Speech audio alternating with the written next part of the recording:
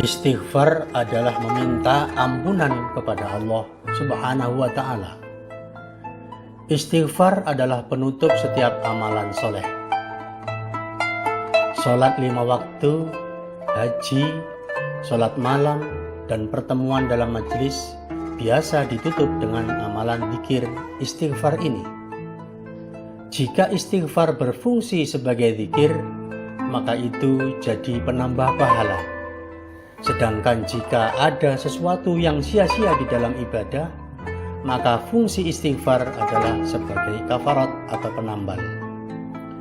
Umar bin Abdul Aziz pernah membuat tulisan yang ingin dikirimkan ke berbagai negeri.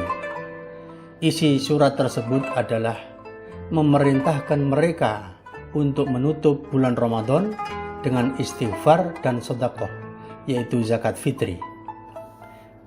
Karena zakat fitri mensucikan orang-orang yang berpuasa dari hal-hal yang sia-sia dan dari kata-kata yang haram. Sedangkan bacaan istighfar adalah sebagai penambal atas kekurangan yang dilakukan saat berpuasa karena melakukan hal-hal yang sia-sia dan haram. Oleh karena itu, sebagian ulama mengibaratkan sedekah fitri atau zakat fitrah seperti sujud sahwi di dalam sholat. Umar bin Abdul Aziz menulis dalam kitabnya tersebut, ucapkanlah seperti yang diucapkan oleh ayah kalian Adam alaihi salam. Rabbana zalamna anfusana wa illam taghfir lana wa tarhamna lanakunanna minal khasirin. Ya Tuhan kami telah menganiaya diri kami sendiri, dan jika Engkau tidak mengampuni kami dan memberi rahmat kepada kami, niscaya pastilah kami termasuk orang-orang yang merugi. Quran Surat Al-A'raf ayat 23. Ucapkanlah seperti yang diucapkan oleh Nuh alaihissalam, wa illa taghfirli wa tarhamni akum minal khasirin. Dan sekiranya engkau tidak memberi ampun kepadaku dan tidak menaruh belas kasihan kepadaku, niscaya aku akan termasuk orang-orang yang merugi. Quran Surat Hud ayat 47. Atau ucapkanlah seperti yang diucapkan oleh Ibrahim alaihissalam, walladzi atma'u ayyaghfirali khati'ati yaumaddin. Dan yang amat kuinginkan akan mengampuni kesalahanku pada hari kiamat nanti. Quran Surat Asy-Syu'ara ayat 82.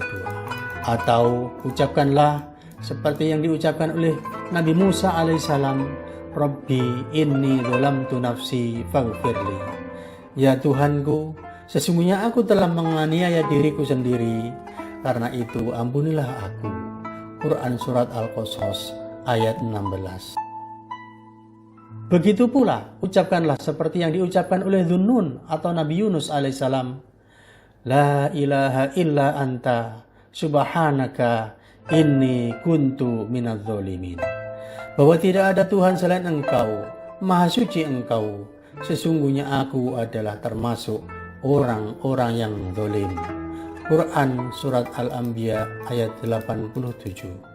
Puasa kita tentunya masih butuh pada istighfar, sedangkan amal soleh kita yang kita lakukan sebagai penggenapnya. Bukankah puasa kita penuh dengan cacat dikarenakan pelanggaran yang kita lakukan di saat Ramadan, di saat kita sedang berpuasa? Sebagian ulama salaf berkata, seharusnya setelah kita sholat, maka kita beristighfar untuk menambal cacat di dalam sholat kita. Inilah yang dilakukan oleh orang-orang soleh, sebagaimana orang-orang yang berbuat dosa beristighfar. Inilah keadaan orang-orang yang soleh zaman dahulu, orang-orang muhsinin yang bagus amal ibadahnya.